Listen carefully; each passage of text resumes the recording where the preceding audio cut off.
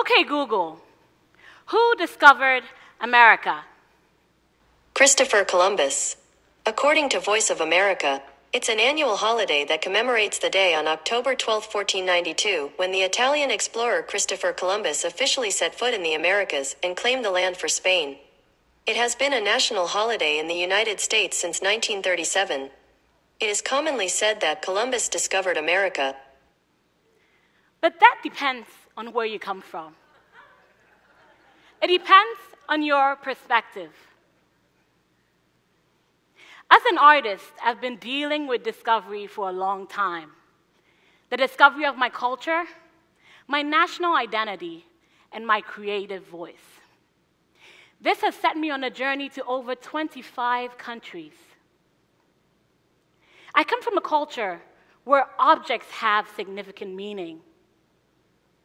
Take the golden stool, the most sacred and powerful art object in the Ashanti Kingdom, my heritage in the heart of Ghana. The golden stool is brought out on special occasions. It is literally the seat of power. In this photograph, you see Otunfo Opokuware II. He is the former king of the Ashanti people. He's sitting right next to the golden stool. I want you to take note that the golden stool itself sits on a throne. The two have been placed side by side, almost to suggest that they are equally important in establishing civic laws and cultural relevance. I think the golden stool is even more important because it is that sacred symbol that transcends generations. Now, if for some reason the golden stool was to disappear today, it would mean that the Ashanti identity does not exist. Then, my identity as an Ashanti woman is gone. Witnessing the power and functionality of art in my own culture led me to pursue it as a career path. See, I am excited about art because it transcends all things. I am a conceptual artist. My art is driven by ideas. I relay these ideas by delving into different art mediums, including textiles, photography, installations, paintings, video, and performance art. What excites me the most is when my work transforms the way or shifts the way people see and interact. So, whether I am on a motorbike in Togo, wrapping a new sculpture in Geneva, wrapping the heads of friends I just made at Acropolis in Greece, or empowering other women to be seen in predominantly white spaces, it is always about bringing creative encounters into public space in unexpected ways. Most recently, I've been dealing with clothing as an artistic medium. Clothing is an identifier. The way a person shows up can communicate books worth of information. What I love the most is that clothing traverses between public space and private space.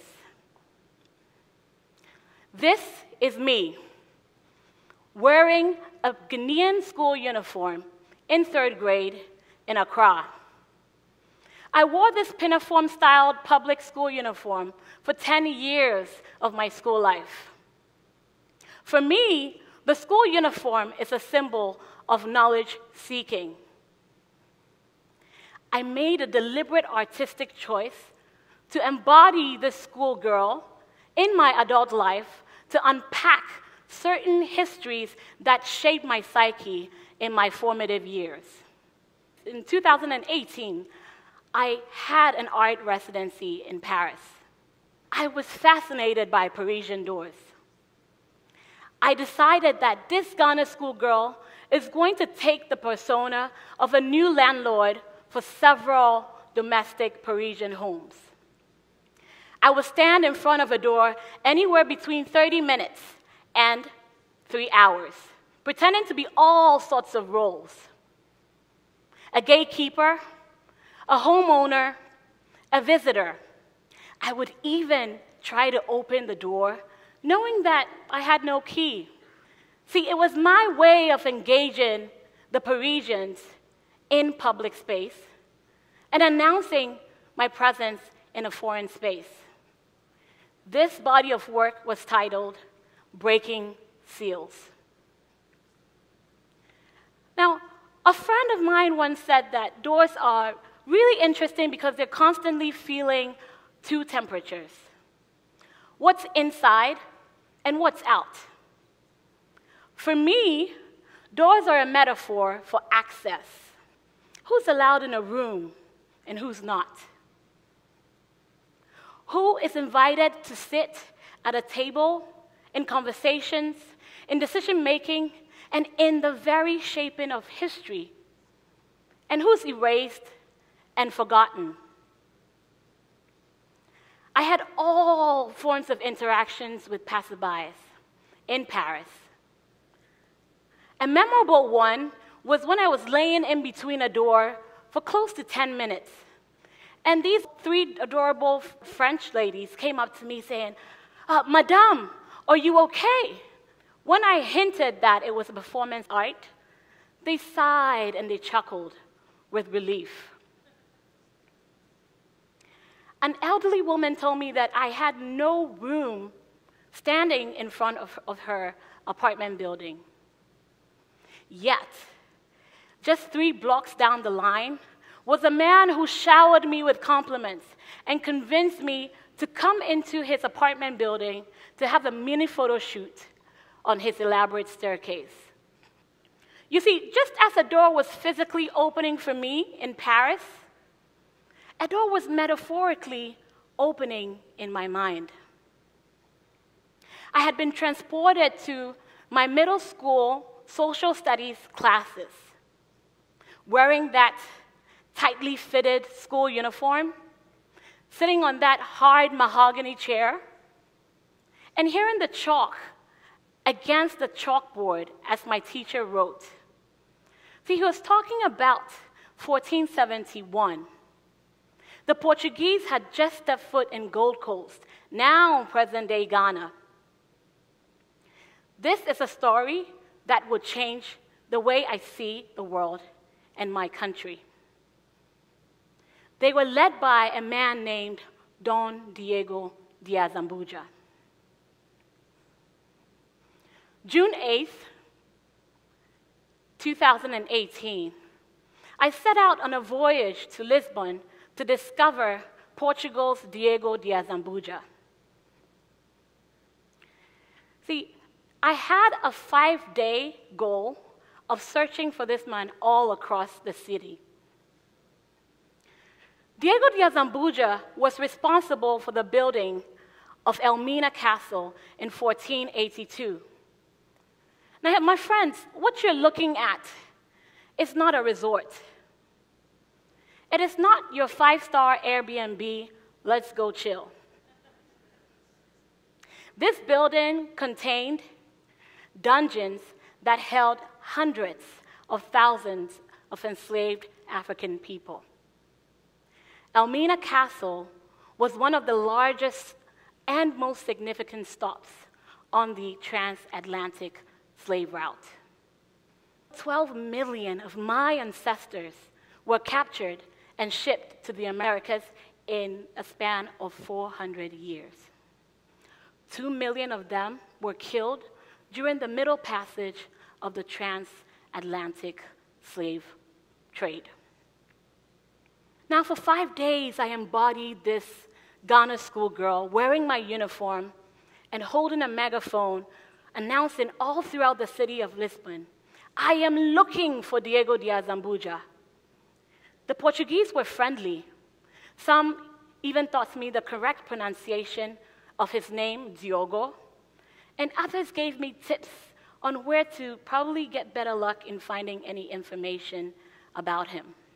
one man decided that he would spend 30 minutes of his time helping me look for Diego. At one point, he even snatched the megaphone from me, and he took charge, saying, "Esto a procura de Diego de Azambuja. Aquí. See, I looked all over for this man.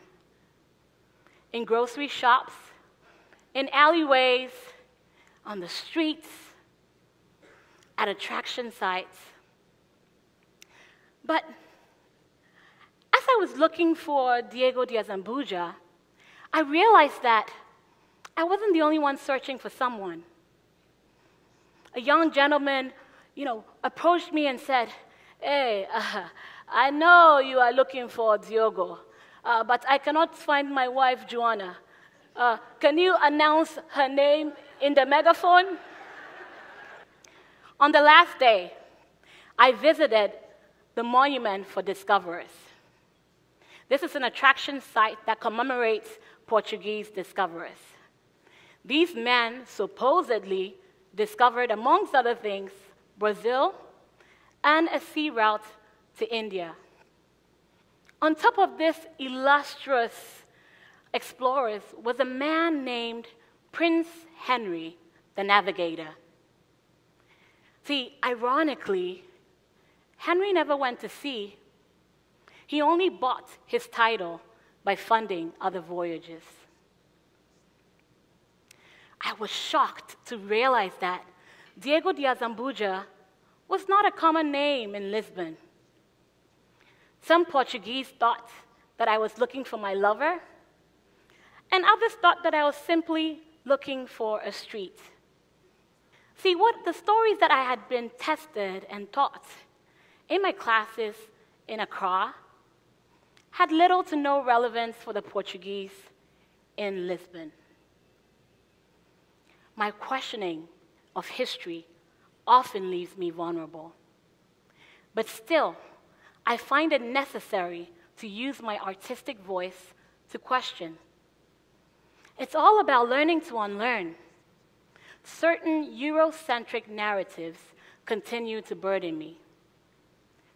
I want to include the perspectives of others who have been silenced. And I encourage and charge you to question and expect other viewpoints. An African proverb states that the narrative will favor the hunter unless the lion learns to write. I have always thought of this proverb as being incomplete and lopsided.